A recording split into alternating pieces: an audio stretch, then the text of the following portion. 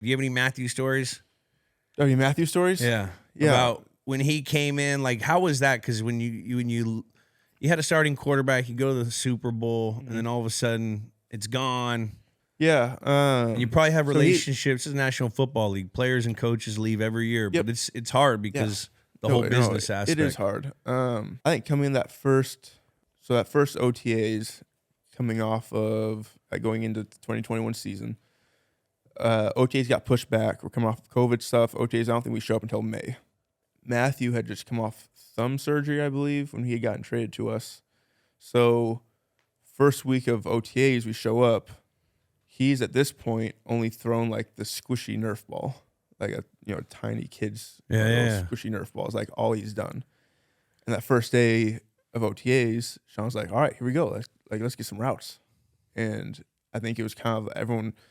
I think it was kind of like, well, he's not technically he's not ready for that yet. Like we're supposed to kind of we gotta wait. But Matthew is like competitive. He's new team. Coach is saying, "Hey, let's go throw routes." He's like, "All right, let's go throw routes."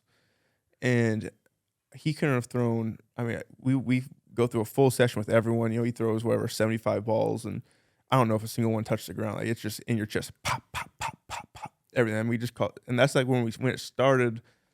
We just call them long handoffs now. Yeah. When he gets going, it's like you're throwing 25-yard deep outs to the field, and that's just a long handoff.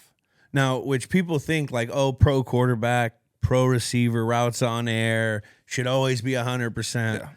We've been over at that Going West with some quarterbacks where you're 28 for 37.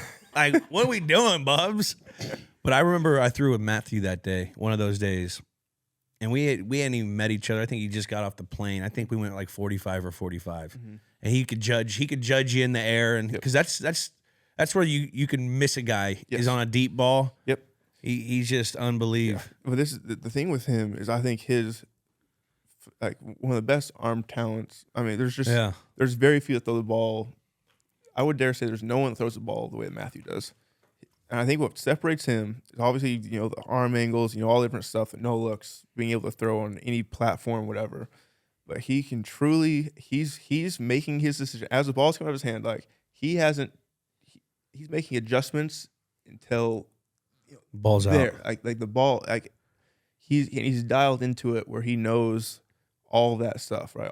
Every point of his throwing motion, that ball's adjustments right until that thing comes off his pointer finger. So that's his superpower. I think that's his. I mean, he's got a lot. He's got a lot that he's got going for him. Obviously, like the ability to process is phenomenal, and not just pre-snap process, but being able to post-snap, know what's happening, move, make throws. I think that is why he's been able to do what he's done is because of his ability. He's not an athlete. As much as he wants to tell you like he was an athlete, he's not an athlete. But he knows how to move in that pocket so well and be able to buy, a split second of time here or there. And he sits in there and will take a shot, but he's going to get that ball exactly where he wants to go. Yeah. I mean, and he's tough. He's tough. He's tough.